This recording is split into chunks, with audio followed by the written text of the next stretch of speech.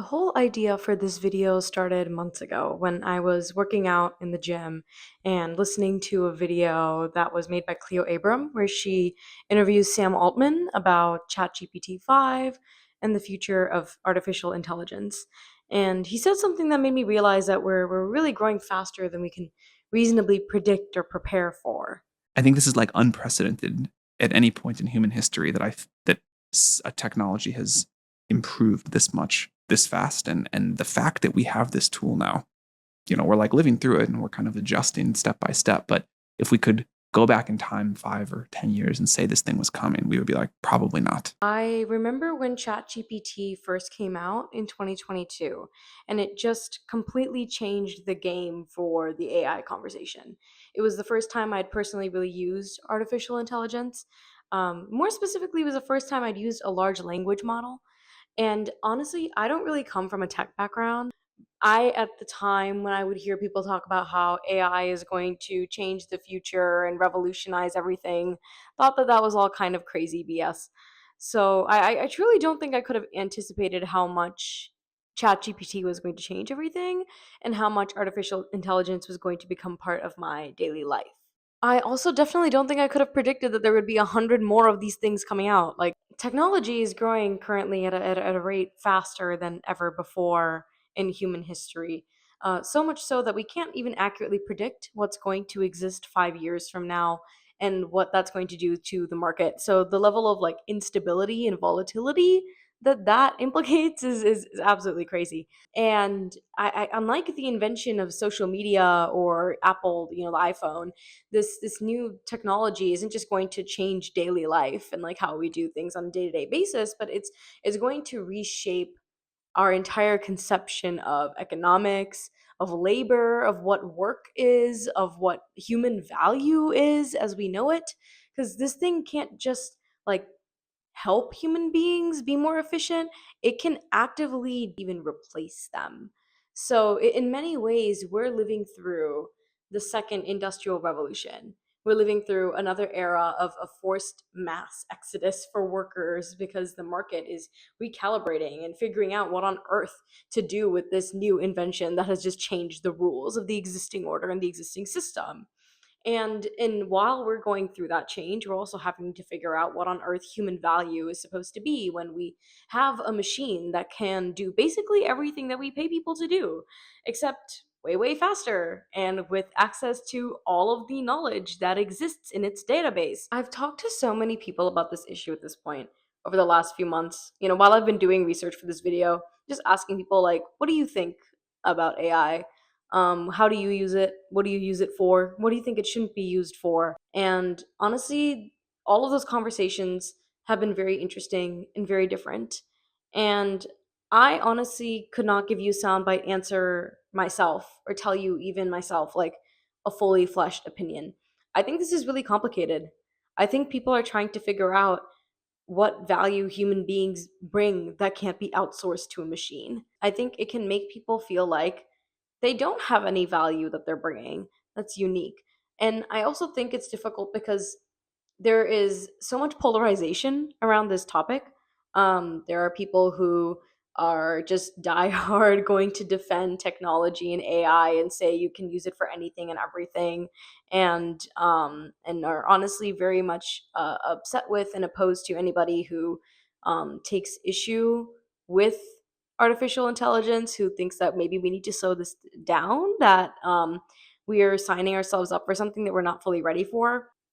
But at the same time, there's also this whole portion of the internet that has essentially boycotted the use of AI and thinks that the use of artificial intelligence makes you a bad person. I think the reality is more complicated than that. I think that people do use ChatGPT and other AI models to assist themselves, and there are going to be actually valuable use cases for AI going into the future. But we also need to figure out what is a good use case and what is not. When is this thing a tool and when is this thing a crutch? I think the most interesting thing about all of this is particularly how it impacts like creativity and creative industries. One of the things I really liked that Cleo asked in her interview to Sam Altman is how this will impact future generations and whether or not they're going to be missing out on the struggles that came with technology before. Sam makes a point that this argument is not unique to AI. I mean, he kind of compares the invention of artificial intelligence to like the rotary phone or the abacus, where it's like, yeah, we eliminated like this old machine that required more effort and struggle, but this is a good thing. We want to eliminate struggle. We want to make things more efficient. And at some point, we've made things too efficient. We've gotten to a point where our efficiency actually just makes us weaker. And I think, the timing of this is not great. There's already declining literacy rates. The US, in particular, and many other Western countries are already getting flagged for not having good education. Children, college age students, and even older adults access to this technology where you can kind of just let it make decisions for you and just take the information that it gives you and use it without any further thinking or evaluation really weakens people's creative and intellectual capabilities. They don't have to embrace the challenge and difficulty. Ultimately, some struggles are good for us.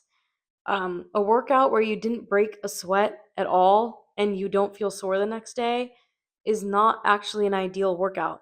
You want struggle, you want some challenge and difficulty. It's good for our growth. We don't want to just ask somebody else to create it for us, and we want to avoid interaction or depending on another person to provide us their services and their business. In all of these situations, we're intentionally choosing not to build a capacity that we would be otherwise. We're intentionally choosing to push away human interaction and engagement or push away like the building of a critical skill. Ultimately, as technology becomes more advanced, we have to start asking ourselves how we're going to accustom ourselves to challenge and struggle, how we're going to induce it into our own lives. We have to choose to make ourselves do difficult things. I want to hone in now on art and literature specifically. I've seen the greatest opposition from this industry. I mean, there's opposition to the use of AI in like everything, really, but I don't think any group of people have been more vocal and militant about their hatred for AI than artists and writers. And I want to dive into for a second why that might be the case and also how I feel about it myself as someone who creates artistic content. Context: I'm a writer. I write on my Substack every week. And I also published a book when I was 16 years old. I self published a poetry book. I had also a surprisingly popular Wattpad book series when I was in middle school. So, not going to get more into that, but I've been writing for years. I've been writing for at least a decade. It's been a really large part of my life. I also make a lot of visual art. I make a lot of paintings, and I really enjoy that. It's really, really important to me. And I honestly think that like that is a part of my life and a part of me that I could not fathom using AI to replace or even assist me with. I think it's largely because creating art in itself as a process is just really valuable to me, that I really enjoy it. It gives me these amazing skills, this amazing experience, and there's so much fulfillment and joy that I get from the process of being in the flow state and making art. It's honestly an emotional experience for me, and so I just can't really picture outsourcing any part of that. And I think that a lot of artists feel the same way, similarly, that I do. So, the main issue I've noticed others taking with the use of AI to create art and literature is basically just that, like, you're outsourcing the process. You could argue there's no such thing as an original contribution or an original idea. I mean, we are all touched and shaped by others around us, and that's, you know, the case for human generated art as well. But what makes it original is the combination of our unique backgrounds and exposure and beliefs. My experiences and my whole life take form in whatever I create. And So even if an individual thing is not unique, even if every individual little fact about me, all the millions of them are not unique things, the combination of them is. And it's something that is irreplaceable. You're only going to find it in me, or I'm only going to find you in you.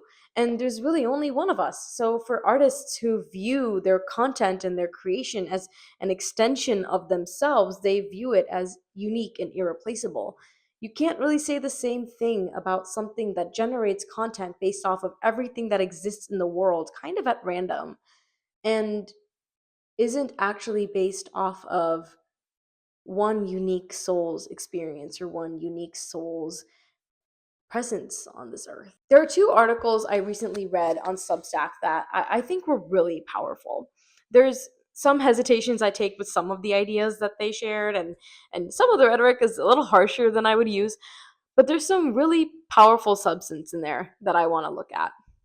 I don't think that we artists are capable of conjuring up work that is wholly original. We are a mirage of references. Our work, especially as young writers, is often a mimicry of those who came before. The difference here, though, is when we consume work, we digest it until it mixes with everything else we've eaten. All of our own memories and fears and observations fermenting together until what we spit out tastes and looks different. You cannot computer generate sincerity. These machines know nothing of pain or history or love or anger. They cannot digest. AI won't replace writers, but writers who use AI will replace writers who don't. The difference between us, though, is that if my connection to the internet is cut off, I can still produce an original thought unaided. Ultimately, AI is here to stay. This technology is not going anywhere. We can use it. Sometimes we should use it. Sometimes it will do good for our process. But we should not depend on it. Our ability to think, write, create, and decide is something that we ultimately should not outsource. Our creativity and our judgment should be equally as strong if there's a power or internet outage as it would be if there wasn't. I'm going to assume that you are someone who wants to make art, however you might define that. If you are a writer, that you want to make literature in whatever genre or style, that you want to make books that can never be output by algorithms or corporate franchises, nor be tailored to social media hashtags and trope checklists. Work that is strange and interesting and beautiful and above all unique to you. If so, here is what I remind myself when I'm depressed about best-selling Drek or algorithmic slop, or declining literacy of the country or any of that noise. That crap has jack shit to do with you or your art. It has nothing to do with you. Don't waste your time on it. Those people are doing something completely different than you are trying to do. Yes, a hashtag tailored, written by committee, best selling novel and Moby Dick are technically both books, but only in the same way that the ExxonMobil corporate logo and Guernica are both works of visual art, or that microwaving a frozen burrito and preparing a meal from scratch are cooking dinner. I'm not saying that you can't enjoy an airport novel or a microwaved burrito or the design of a corporate logo. They all have their place. I'm saying that your art is no more in competition with such content than it is with Candy Crush or bad reality TV or social media doom scrolling. The readers of your work are different readers. Your work was never going to appeal to all or even most people, not even if you were the reincarnation of Tolstoy or Toni Morrison. So why bother about worrying about what they do with their time? You don't need to think about that. I find myself thinking about a point that Cleo makes in her interview with Sam Altman about how the most creative ideas and the most groundbreaking, moving work require an enormous amount of cognitive time under tension.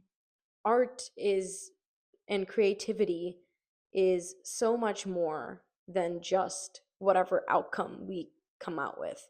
It's so much more than the painting or the book. And ultimately, it's about a service. We do art because we want to put in hard work to serve the people who are going to be our audience, who are going to receive that art. Then I discovered quotes like you very masterfully recited here that had to do with the intersection between art and faith. That Abdu'l-Baha also said that in a letter to a young artist, he said, "I rejoice that thou hast taken pains with thine art, for in this wondrous new age, art is the same as prayer." That is, when you put your paintbrush to the paper, it's the same as kneeling in the temple. Like, if you really peel back the onion, you'll see that in every faith tradition, that it's a celebration of the divine, it's a celebration of the human spirit, it's a longing for transcendence, it's creating something beautiful, it's being of service to people, whether it's a song or a dance or a graphic novel or, a rap or whatever it is. Like an elephant with a paintbrush, or a young singing girl, or me right now talking in this video. The spirit is the value that human beings bring that AI cannot replace. And only things with soul can bring that value. The decision making power, the ability to connect with others and enlighten others, the process of giving meaning to what is otherwise just a bunch of facts. All of that is the power of the human soul. None of that can be outsourced to a machine.